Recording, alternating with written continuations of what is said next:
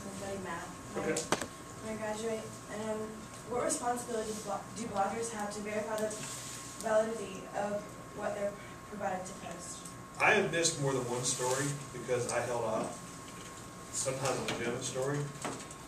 I will not run with something just because somebody puts something on that. I know people who have to look really stupid.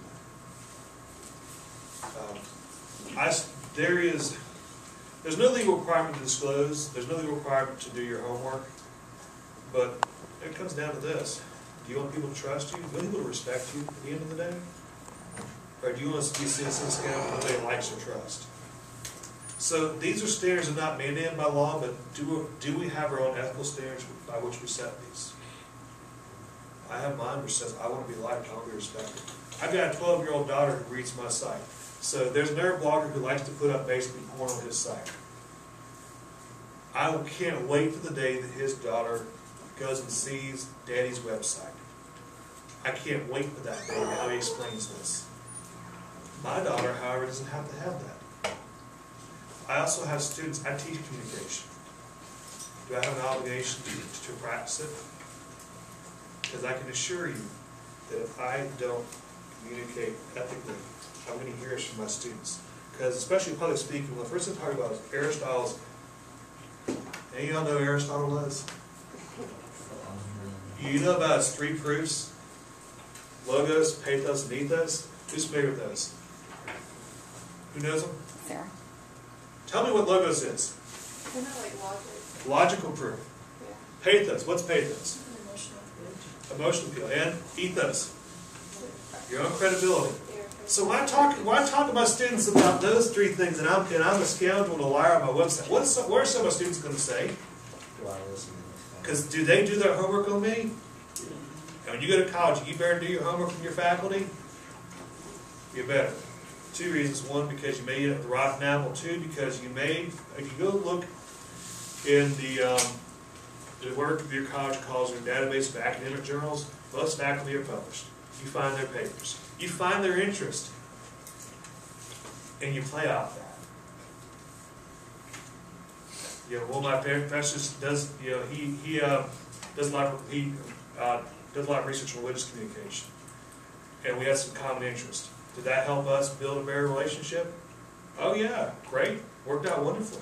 So y'all should always do due diligence in your faculty. 1, to protect yourself from rotten apples, and 2, to look through those common threads and see how they get through school. Next life. But yeah, ultimately you have to stand behind your pot. I can't make somebody do the right thing, but should you have to tell somebody what the right things are? Should you have to make them do the right things? The fundamental basic principle of American society is we have choices. We have free will. And of course, this also goes into theological discussion, which we're not here for.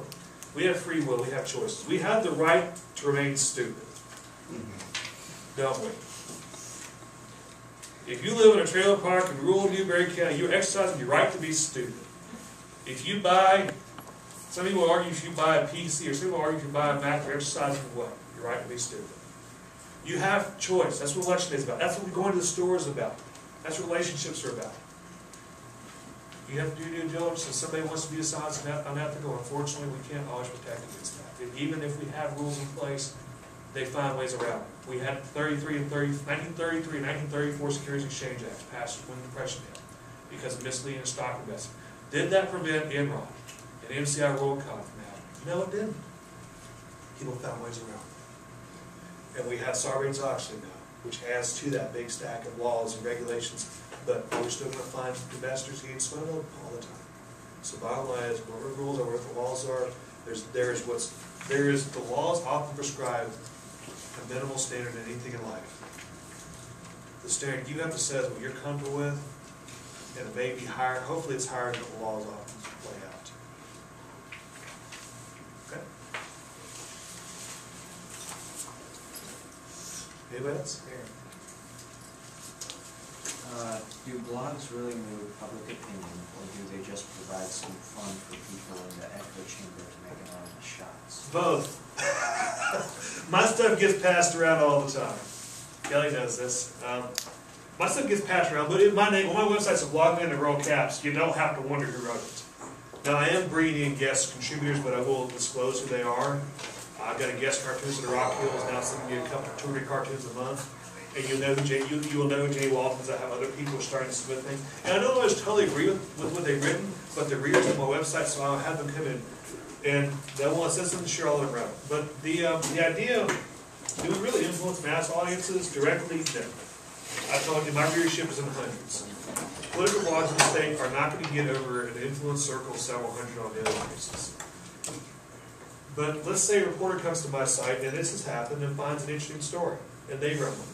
We talk about what they call agenda priming. I tell mass media what to think about. So you come to my site, you find a really interesting tidbit, and you do a story. Then, does what I write about ultimately get to a large audience? Yeah, it does. The people have been sore at me because I do a little story about dirty tricks in the political campaign, and it goes viral.